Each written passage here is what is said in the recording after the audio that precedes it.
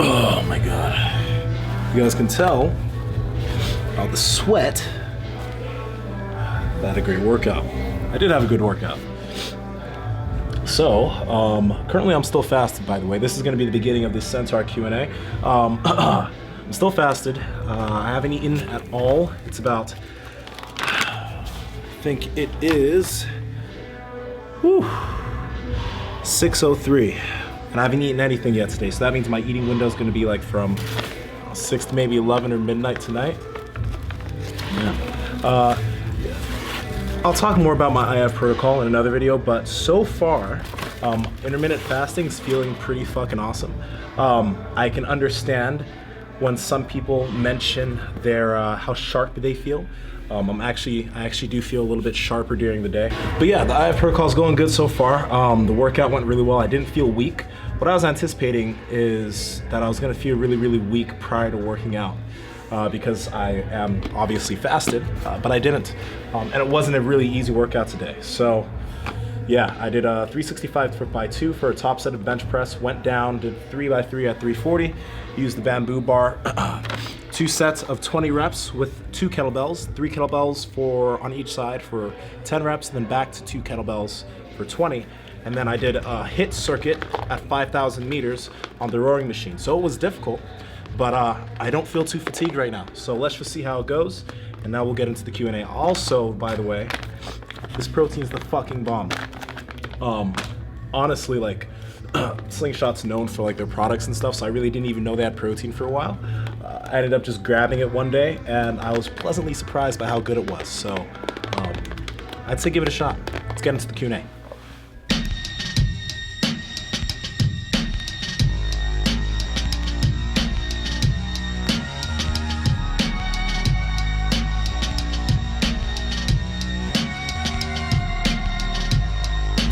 What's up, team? Nsima the Centaur Inyang here. Now we are going to film Centaur Q&A number 8. Correct me if I'm wrong, the title will say what's right. And we're gonna get right into it since I wasted so much time at the beginning of this video.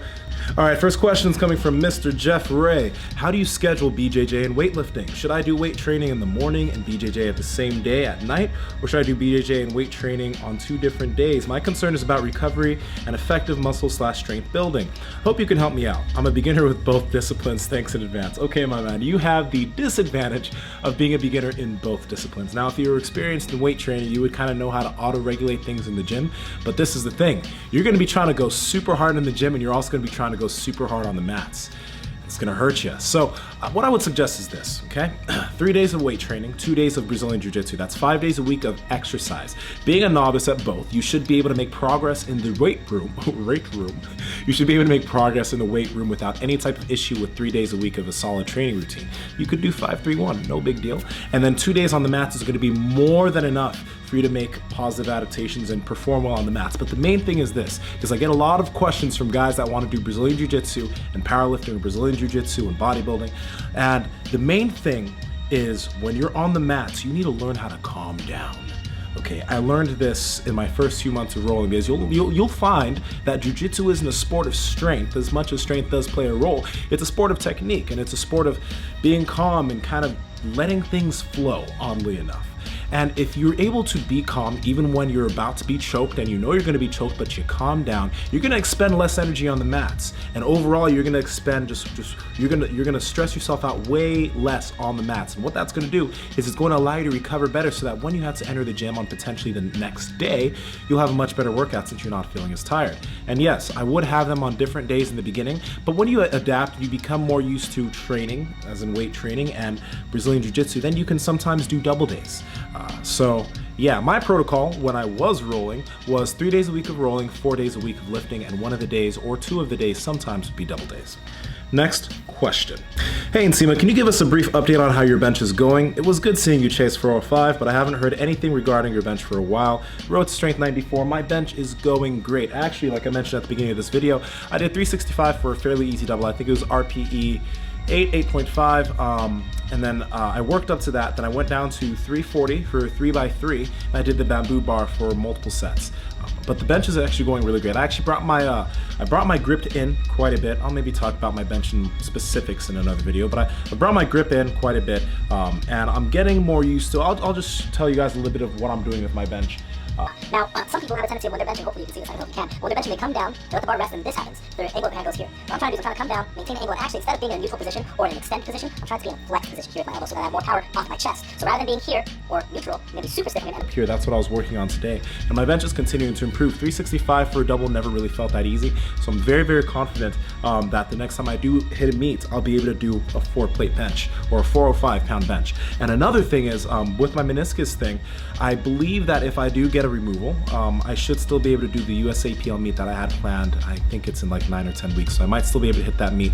And my only goal for that meet is to get a qualifying total for nationals. I'm not trying to hit PRs, I'm just gonna qualify. 1550 should be really, really easy for me to hit. Next question. What's a good program for an intermediate doing a 5x5 routine?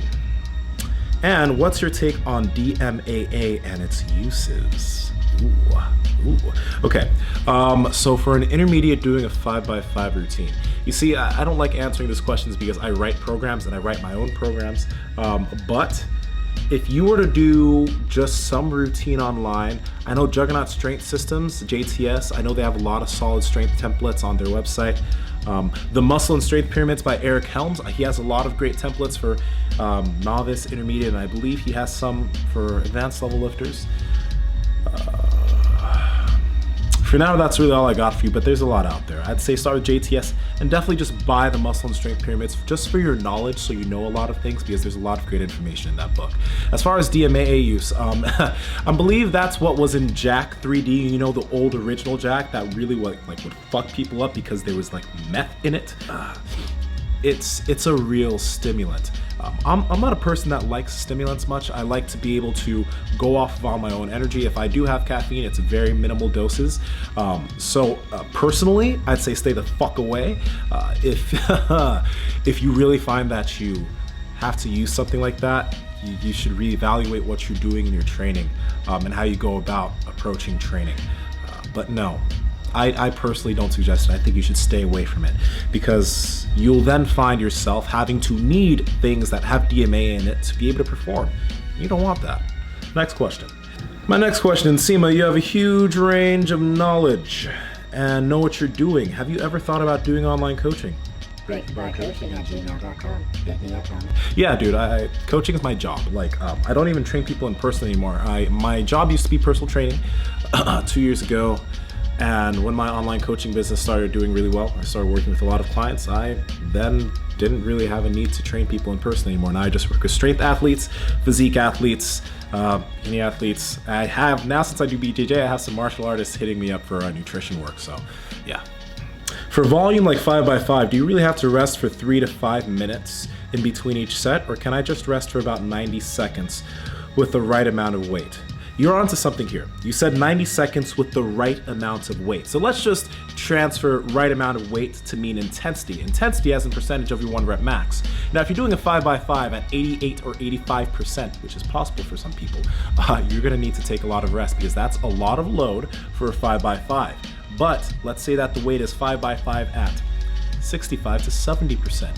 You could probably rest for 90 seconds between each set and do that successfully. So it really depends on the intensity of the load you're working with on that day. Generally, if you're working with higher intensity loads on a certain day, you'll need to take more rest to be able to recover in between each set, because the main goal when you're working with higher intensity loads is to be able to do each set successfully with mechanical efficiency. That sounded way too complex than it actually was. You want to have each set's form look fucking good. That's all you want. So if you actually want that to happen, you need to take adequate rest in between each set. There you go. What do you think is a reasonable amount of weight to cut for a meet, and how early do you recommend that you begin a cut? If you could give some tips for training during a cut, that would be cool too. Okay, so there are two situations, okay? The thing is, a lot of Now powerlifting is becoming very popular. Young people are getting into powerlifting. Young as in like 17, 18, 19, 20, 21, 22, 17 to like 23-year-olds, right? And a lot of these individuals have just started training and they're really new to training in general, not just powerlifting. So the biggest thing for an individual like that, that's young, that's getting into powerlifting, what's gonna allow them to gain the most strength? Putting on pretty much the most size as they can, gaining a lot of muscle, because that's going to help you realize the most strength, usually on the platform. When you get to the upwards level of your muscle building, by the time you're like 27, 28, 29, you've been training for 6+ years, then that's where you can maybe taper off the hypertrophy work and start doing a lot more intensity loads. But this is the thing that I see a lot of young people do. They're like, ooh, I want to be really competitive in the juniors, so I'm going to cut 15 pounds to try and hit this weight class. No, because you don't usually work out at that weight. If you're trying to hit, like, let's say you're trying to hit the 181s, but naturally you're around 205 pounds and you're like, I'll be so much more competitive in the juniors as a 181er. Bad idea, because you don't typically train at that weight. When you get lighter and you lose body fat, your leverages change, and it's not a good thing. Typically, whenever I see younger individuals do that, they fuck up in their meets, and they're like, why did I fuck up? Well, that's why. So I would highly suggest that instead of focusing on cutting for a meet, if you had to, you want to have your meet like 12, 14 weeks out, and the maximum amount of weight that you want to have to cut is maybe 5 to 8 pounds, depending on how much you weigh. If you're 140, I think it's 148. If you're like a 148 pound individual, 8 pounds is much bigger for you than someone that's 205 trying to get down to 198. So then you got to think about that. You know what I mean? So I would highly suggest that you just compete at your weight until you get towards being an intermediate level lifter, and until the point where you've actually reached a good level of muscularity or muscle gain, where then when you cut, you're used to working out at that state. Now, for older individuals, you know, guys or men and women that are in like 25, 30 that have been training for 6, 7+ years, they know how it feels to train at lighter weight. They can cut for a weight class and maintain their strength because they've been doing it for a while, and because it's not something foreign to them. So for them, it's okay. But for you, I don't assume you're really old. I don't assume you've been training for a long time. Train or compete where you weigh, even if you're not going to be super competitive at the time. Hopefully that answers your question. And if you need to cut, give yourself a long period of time and make sure it's a minimal amount of weight you need to cut. All right. Any tips for wrist bending forward while benching?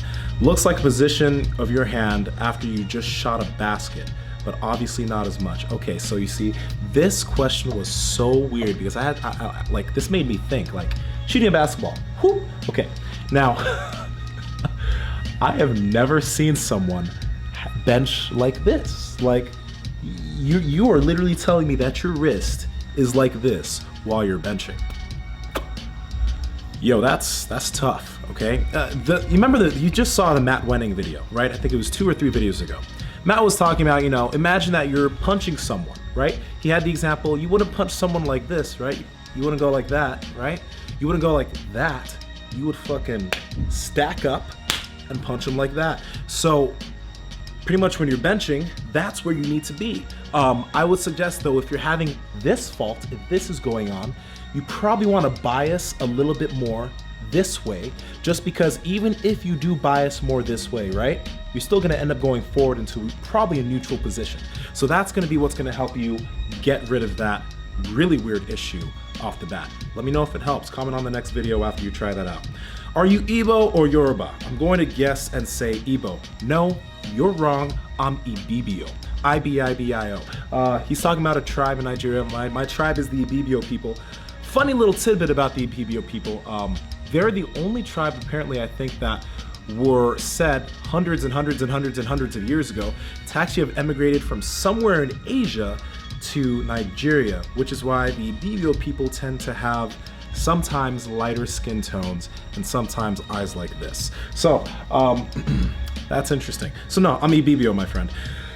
Let's see, that's gonna be it for this Q&A. If I want you to ask questions in the comment section of this video for my next Q&A, I need your help. Do it. Any questions you have, ask them in the comment section. I will answer them in the next Q&A next week. Centaur Form Fix number 3 is going to be filmed on Saturday, and it will probably be posted either on Saturday evening or Sunday morning. There's a lot of videos in my inbox, and I thank all of you for that. You guys are awesome. And I believe that's it. Team. So, that's it. This is Nsima the Centaur Inyang from Break the Bar. Be an anomaly. Love you all, and I'll talk to all of you very, very soon.